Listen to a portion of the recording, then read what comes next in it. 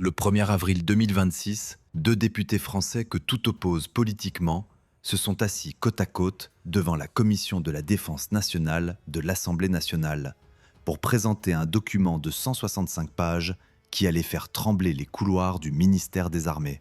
François Cormier-Bouligeon, élu du Cher, apparenté à la majorité présidentielle, et Aurélien Saint-Toul, député de Seine-Saint-Denis, affilié à la France insoumise.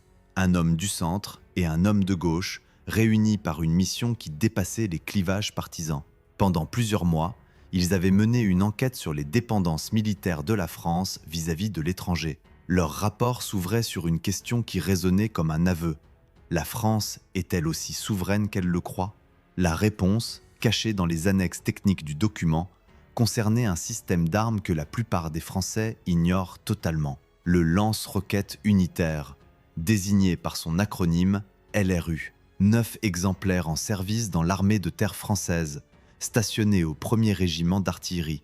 9 machines capables de projeter des roquettes guidées à 70 km de distance avec une précision de quelques mètres. 9 systèmes qui constituent la totalité de la capacité française de frappe terrestre à longue portée. Et ces 9 machines sont américaines. De la première vis du châssis à la dernière ligne de code du logiciel de tir, le châssis est un Bradley M270, conçu et fabriqué par Lockheed Martin aux États-Unis. Les roquettes sont des GMLRS, produites dans les usines américaines de Camden en Arkansas. La conduite de tir européenne a été intégrée sur ce châssis par Krauss-Maffei-Wegmann en Allemagne. Et l'ensemble du système est classé sur la liste des munitions des États-Unis, soumis à la réglementation ITAR, cette loi extraterritoriale adoptée en 1976 qui donne à Washington un droit de veto absolu sur l'usage, la modification, la revente et même la maintenance de tout équipement militaire contenant un seul composant américain. Les rapporteurs ont écrit noir sur blanc dans leurs documents ce que les militaires français murmuraient depuis des années dans les casernes. Le cas le plus urgent concerne le lance-roquettes unitaire dont le châssis vient des États-Unis. Cet équipement arrivera en fin de vie en 2027. Aucune solution nationale n'est disponible à ce jour. 2027. Dans 18 mois à peine au moment où ces lignes étaient publiées, l'armée française allait perdre sa seule capacité de frappe terrestre à longue portée.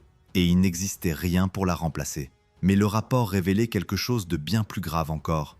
Les États-Unis avaient bloqué l'accès aux roquettes GMLRS pour les futurs systèmes français. Paris avait envisagé de construire un nouveau lanceur souverain tout en conservant la compatibilité avec les munitions américaines existantes, une solution pragmatique qui aurait permis une transition en douceur. Washington avait dit non.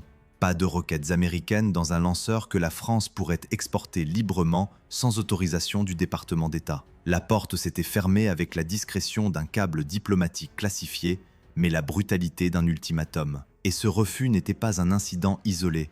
2 mois plus tôt, le 6 février 2026, le président Donald Trump avait signé un document officiel intitulé America First Arms Transfer Strategy, un texte dont les rapporteurs avaient reproduit l'intégralité en annexe de leur rapport parlementaire. Chaque mot y était pesé avec la précision d'un acte juridique. Les ventes d'armes américaines auraient désormais pour objectif premier de renforcer les capacités économiques des États-Unis, même si cela a de mauvaises conséquences diplomatiques. Et les transferts d'armes seraient utilisés comme outil de la politique étrangère américaine.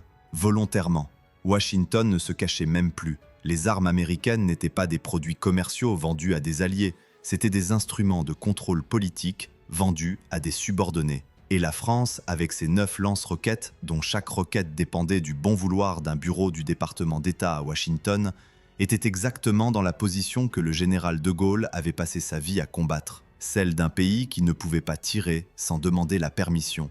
Le député François Cormier-Bouligeon n'a pas mâché ses mots devant la commission. Il a rappelé que 4 de ces 13 LRU modernisés avaient déjà été transférés à l'Ukraine, réduisant le parc national à 9 exemplaires. 9 lanceurs pour défendre un pays de 68 millions d'habitants. 9 lanceurs dont les munitions pouvaient être coupées du jour au lendemain par un tweet présidentiel depuis Mar-a-Lago. 9 lanceurs dont le châssis chenillé, conçu dans les années 70, accumulait les heures de fonctionnement et les problèmes structurels. Aurélien Saint-Toul a ajouté une nuance qui rendait la situation encore plus alarmante. Interrogé sur les objectifs chiffrés de réduction des dépendances ITAR, il a répondu que les rapporteurs n'étaient pas en mesure de les fournir. Pas parce qu'ils ne voulaient pas, parce que personne au ministère des Armées n'avait de réponse précise.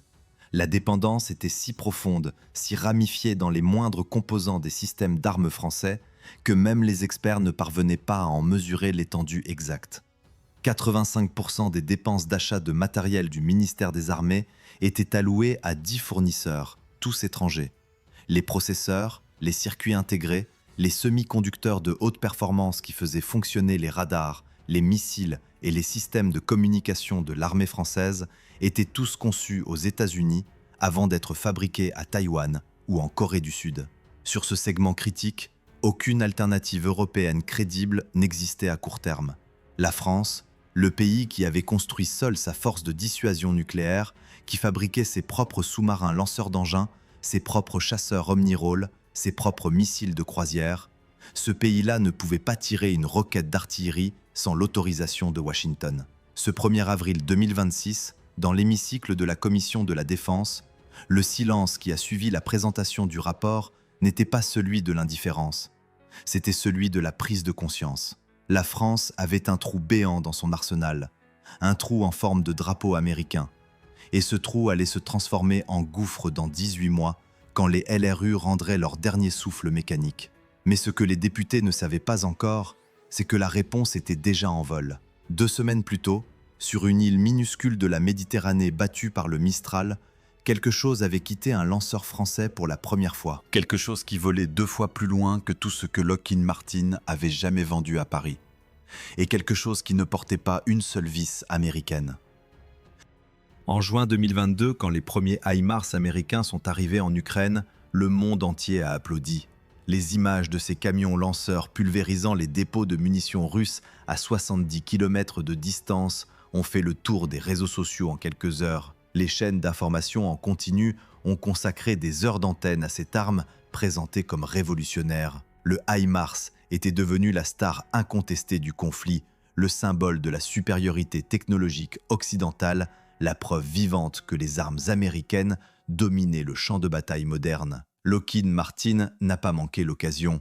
Les communiqués de presse se sont multipliés, les contrats d'exportation ont afflué. La Pologne a commandé 500 lanceurs, Taïwan en a acheté 29, l'Australie, la Roumanie, le Maroc, l'Estonie, la Lituanie, tous se sont précipités pour passer commande. En avril 2026, le Pentagone a annoncé un contrat supplémentaire d'1,1 milliard de dollars pour des lanceurs HIMARS destinés à l'armée américaine et à ses alliés. La machine commerciale tournait à plein régime. Mais derrière le rideau de fumée médiatique, la réalité du terrain racontait une histoire que personne à Washington n'avait envie d'entendre. En mai 2024, le Washington Post a obtenu un document classifié de l'état-major ukrainien qui a fait l'effet d'une bombe silencieuse dans les cercles de défense occidentaux. Une évaluation confidentielle des performances des armes fournies par les Alliés, rédigée par les officiers qui les utilisaient quotidiennement sous le feu russe. Le verdict sur le HIMARS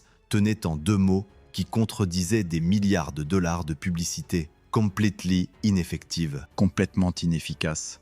Les forces russes avaient déployé des systèmes de guerre électroniques capables de brouiller les signaux GPS sur lesquels reposait l'intégralité du guidage des roquettes GMLRS. Sans GPS, la roquette américaine, à 1 million de dollars pièce, devenait un projectile aveugle. Les officiers ukrainiens rapportaient des écarts de plus de 15 mètres par rapport à la cible. 15 mètres, c'est la différence entre détruire un poste de commandement ennemi et pulvériser la maison d'à côté. L'armée ukrainienne avait dû suspendre ou réduire l'usage de plusieurs systèmes d'armes américains à cause de ces dysfonctionnements. Le ministère russe de la Défense ne s'est pas privé d'enfoncer le clou en déclarant publiquement que les roquettes HIMARS n'étaient plus considérées comme une cible difficile pour ses batteries de missiles Buk M1, capables de les abattre en vol avec une précision qualifiée de chirurgicale. 1 an plus tard, en mai 2025, c'est à l'autre bout de la planète que le HIMARS a révélé une nouvelle faiblesse. Taïwan venait de recevoir ses 11 premiers lanceurs, livrés en octobre 2024 après des années d'attente. Le 12 mai, les artilleurs taïwanais ont procédé au tout premier tir d'essai sur la base de Jiupeng, dans le comté le plus méridional de l'île. 33 roquettes tirées sous le regard attentif des généraux et des parlementaires. Et au milieu de la séquence de tir, 2 anomalies de signal consécutives. L'ordinateur de conduite de tir avait généré un message d'erreur diagnostique qui avait interrompu la transmission des ordres de lancement. Le chef d'état-major de l'armée de terre taïwanaise, le général Chen Qianyi, a dû s'expliquer devant le Parlement. La cause identifiée était un dysfonctionnement logiciel sporadique du calculateur de conduite de tir, un défaut connu de l'armée américaine et des autres pays utilisateurs du HIMARS. Connu, mais pas corrigé. Un bug logiciel dans une arme vendue à des dizaines de pays pour des milliards de dollars, que le fabricant n'avait pas jugé utile de corriger avant l'exportation. Les parlementaires taïwanais ont immédiatement soulevé une inquiétude bien plus grave. Si la Chine décidait un jour de brouiller des signaux GPS au-dessus du détroit de Taïwan, comme la Russie le faisait quotidiennement en Ukraine, les 29 HIMARS taïwanais deviendraient aussi inutiles que ceux de Kiev. Et puis, en mai 2026, le coup de grâce. Les États-Unis ont officiellement averti la Lituanie, la Pologne, l'Estonie et le Royaume-Uni que les livraisons de munitions HIMARS subiraient des retards prolongés. La raison était aussi simple qu'implacable. La guerre contre l'Iran consumait les stocks américains à un rythme que des chaînes de production de Camden ne parvenaient pas à compenser. Washington avait besoin de ses propres roquettes pour ses propres forces. Les Alliés attendraient. Le message ne pouvait pas être plus clair. Vous avez acheté nos lanceurs, vous dépendez de nos munitions, et quand nos priorités changent, vous passez en dernier. Exactement ce que le rapport parlementaire français venait de dénoncer. Exactement ce que la France avait subi avec ses LRU. Et exactement ce que l'Allemagne allait subir à son tour sans même s'en rendre compte. Car le HIMARS avait un défaut que tous ces problèmes techniques réunis ne pouvaient pas égaler. Un défaut inscrit dans son ADN industriel depuis le premier jour de sa conception. Le HIMARS était américain. Chaque roquette, chaque mise à jour logicielle, chaque lot de pièces détachées nécessitait l'autorisation de Washington. Et quand Washington décidait que ses intérêts passaient avant ceux de ses clients, il n'existait aucun recours, aucun appel, aucune alternative. Sauf pour un pays. Un seul pays en Europe avait compris le piège à temps. Un seul pays avait lancé la riposte avant même que le rapport parlementaire ne soit publié. Et cette riposte avait déjà volé.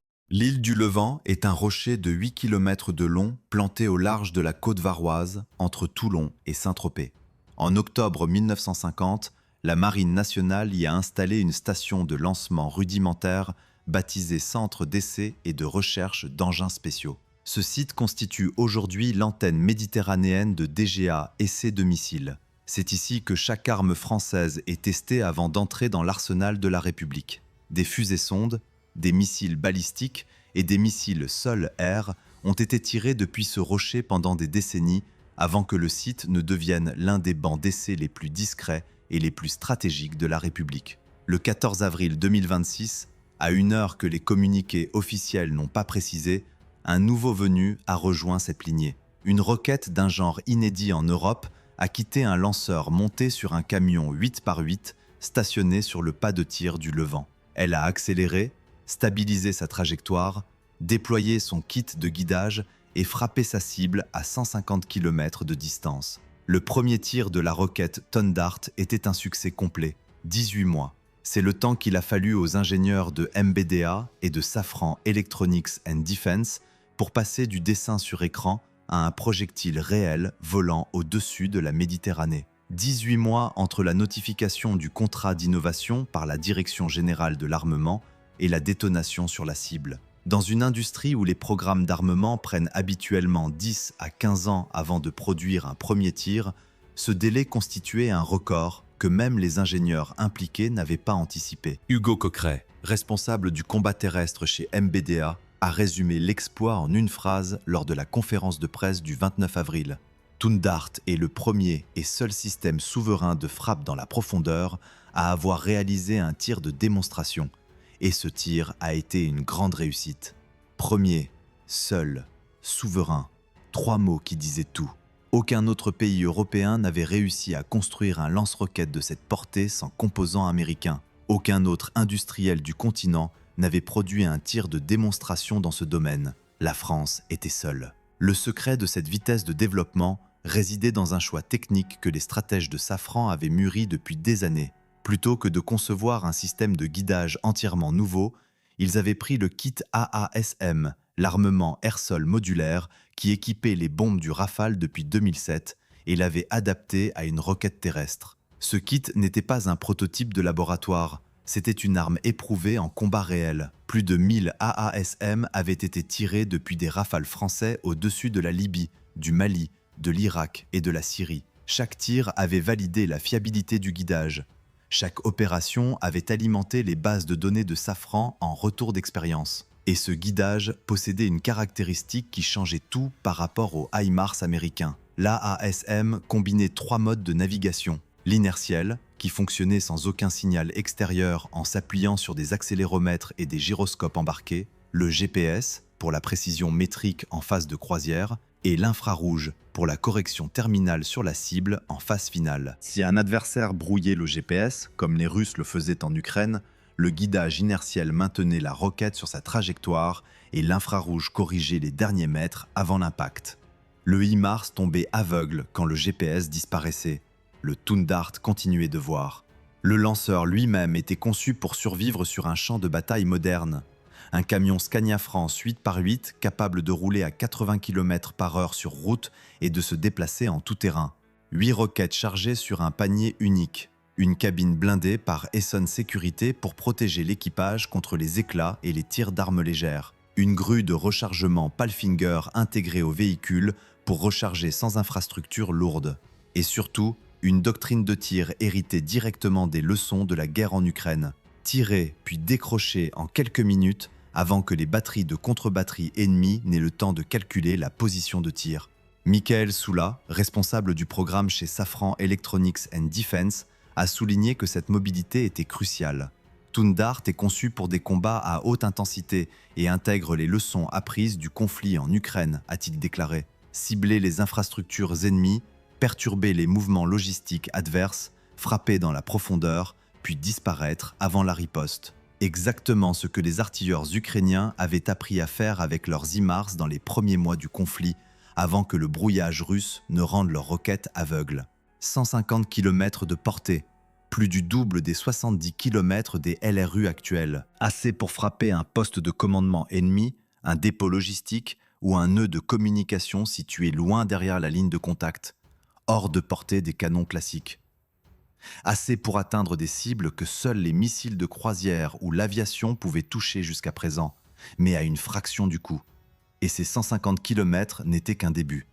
Les objectifs évoqués dans le cadre du programme de frappe longue portée terrestre allaient jusqu'à 500 km, soit la distance entre Paris et Lyon. Le délégué général pour l'armement a confirmé dès le lendemain du tir que les résultats correspondaient aux attentes.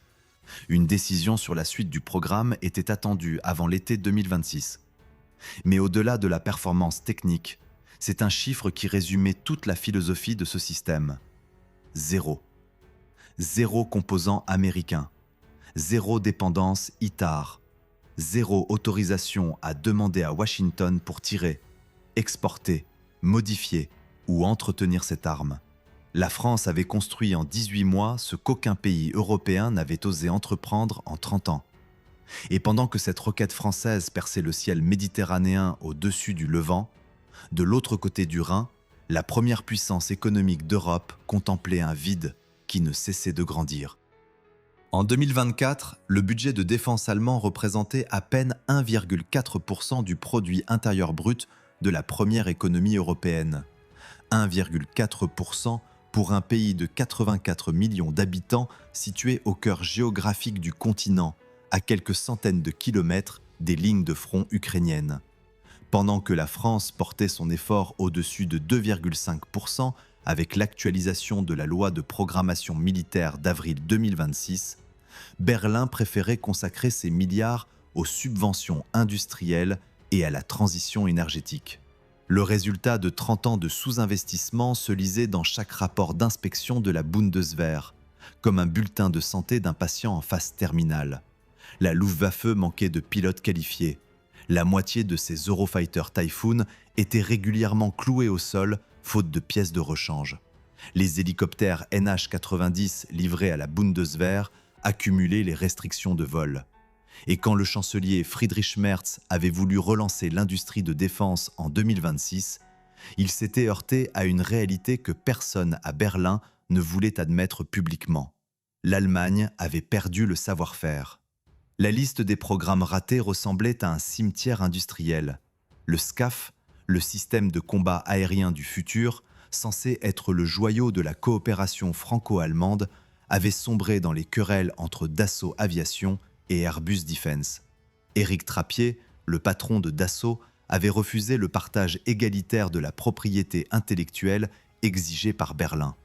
Son argument était imparable. Le Rafale, la France l'avait construit seule.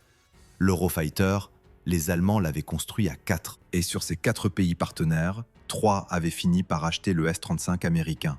En février 2026, la presse allemande avait annoncé l'échec de la dernière médiation. Le programme était en mort clinique. La réponse de Berlin avait été d'une humiliation absolue pour la première puissance industrielle du continent. Commander 35 F-35 supplémentaires à Lockheed Martin. L'Allemagne avait officiellement renoncé à construire son propre avion de combat pour une génération entière. L'Eurodrone, le programme européen de drones de surveillance lancé avec la France, l'Italie et l'Espagne, avait suivi la même trajectoire vers l'abîme. 11 années de développement, 7 milliards d'euros engagés pour 60 appareils.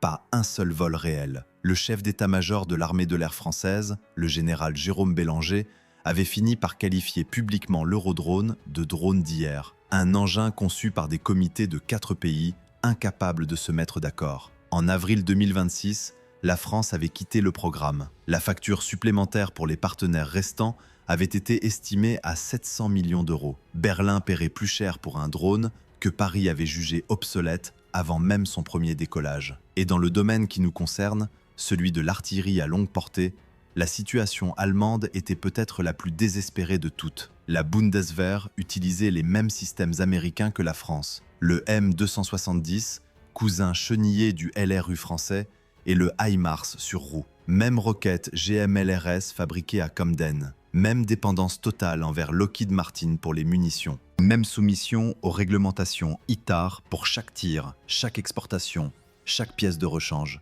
Mais contrairement à la France, l'Allemagne n'avait lancé aucun programme souverain de remplacement. Aucun consortium allemand ne travaillait sur une roquette nationale. Aucun industriel de la Ruhr ou de Bavière n'avait reçu de contrat pour développer un successeur indépendant. Le rapport parlementaire français, présenté devant la commission de la défense de l'Assemblée nationale, l'avait formulé avec une franchise qui visait directement Berlin. Le choix du HIMARS, qui n'est pas ITAR-free, serait géopolitiquement risqué et politiquement incompréhensible. Ce que les députés français disaient entre les lignes était limpide. Si la France refusait cette dépendance pour elle-même, comment l'Allemagne pouvait-elle l'accepter sans broncher ? La réponse était que Berlin n'avait tout simplement pas d'alternative. Et la menace n'était pas théorique. Washington venait de démontrer exactement ce qui se passait quand les priorités américaines changeaient. Les munitions GMLRS promises aux alliés européens subissaient des retards prolongés parce que les stocks partaient vers les forces américaines engagées contre l'Iran.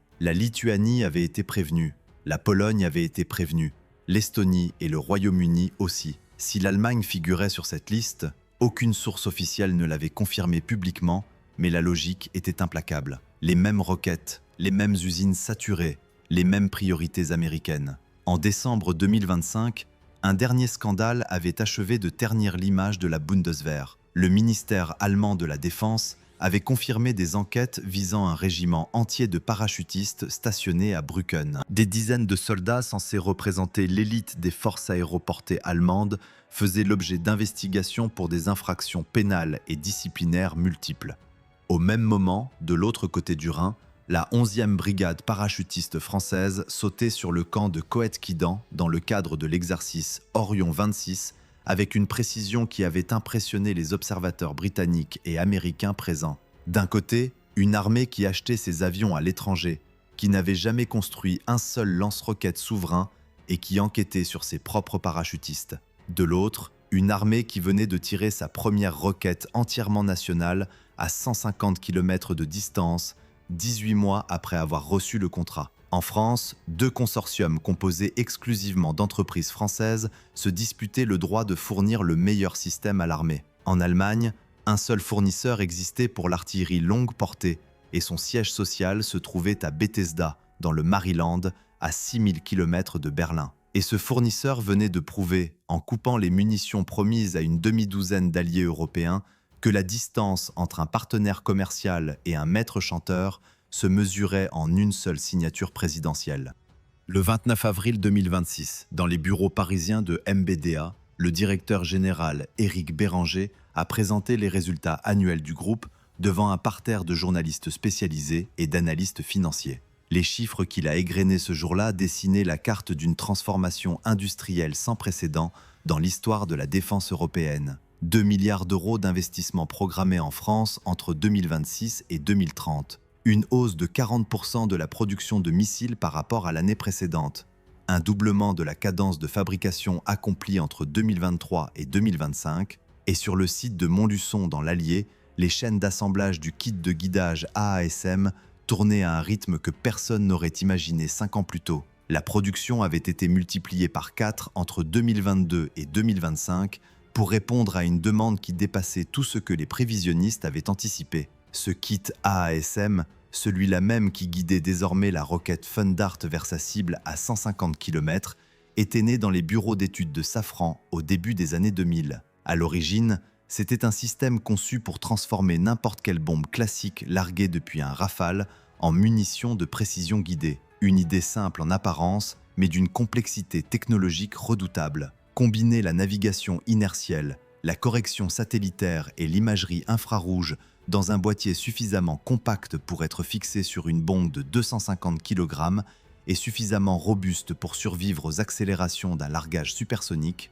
les ingénieurs de Safran avaient réussi. Et maintenant, cette même technologie descendait du ciel vers la terre. Le même cerveau électronique qui avait guidé des bombes françaises sur des positions djihadistes au Sahel, sur des installations de l'organisation État islamique en Irak et sur des cibles militaires en Libye, guidait désormais une roquette terrestre tirée depuis un camion sur une route de campagne.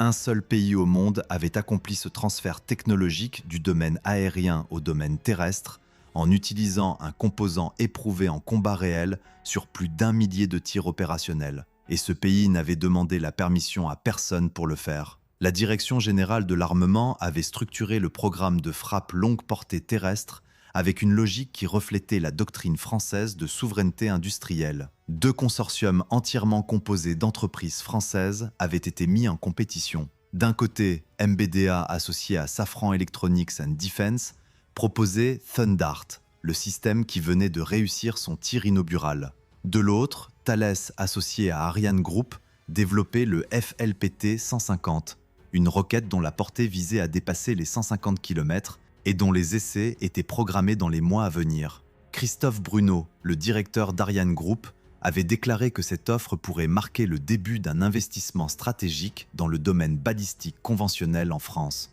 2 équipes françaises, 2 approches technologiques différentes, 2 visions concurrentes pour la même mission, et dans les 2 cas, 0 composant soumis aux réglementations ITAR. Quel que soit le vainqueur de cette compétition, la France gagnerait. L'armée de terre recevrait un système entièrement souverain, librement exportable, dont chaque vis, chaque circuit imprimé et chaque ligne de code de conduite de tir appartiendrait à la République. L'amendement voté par l'Assemblée nationale et inscrit dans le rapport annexé de la loi de programmation militaire ne laissait aucune ambiguïté sur la volonté politique. La recherche d'une solution souveraine sera privilégiée pour remplacer le lance-roquettes unitaire dans les meilleurs délais. Le Parlement avait parlé, l'industrie avait répondu, et le calendrier s'accélérait. Décision de la DGA attendue avant l'été 2026. Première capacité opérationnelle visée pour 2029. 30 systèmes complets prévus dans les forces terrestres d'ici 2035, remplaçant les 9 LRU vieillissants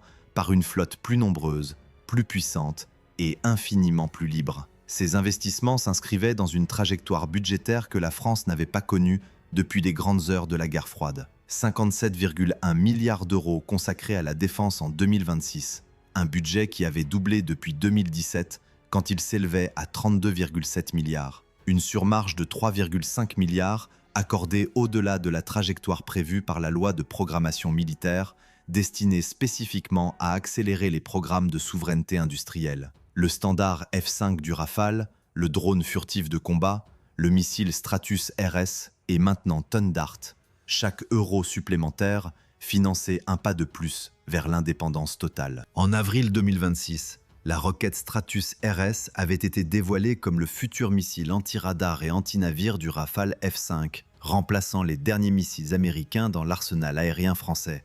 2 semaines plus tard, Thundert avait volé pour la première fois, remplaçant le dernier système terrestre qui dépendait encore de Lockheed Martin. Du ciel à la terre, la désitarisation était en marche. Chaque domaine de combat, chaque calibre, chaque portée passait progressivement sous contrôle souverain. Et cette souveraineté n'était pas un luxe idéologique réservé au discours présidentiel. C'était une nécessité stratégique validée par chaque crise des dernières années. Quand Washington avait bloqué la vente de 30 Rafales à l'Égypte à cause de composants ITAR dans les missiles Scalp, la France avait compris que même son fleuron aéronautique pouvait être pris en otage. Quand les munitions HIMARS promises aux alliés européens avaient été retardées au profit des forces américaines, chaque état-major du continent avait mesuré que les armes américaines servaient d'abord les intérêts américains. La France avait tiré toutes les leçons, et elle les avait tirées plus vite que quiconque. 18 mois entre le constat de dépendance et le premier tir souverain, pour construire ce que 30 ans de confort atlantiste avaient empêché l'Europe entière de concevoir. Un lance-roquettes qui ne demandait la permission à personne pour frapper, pour exporter, pour évoluer.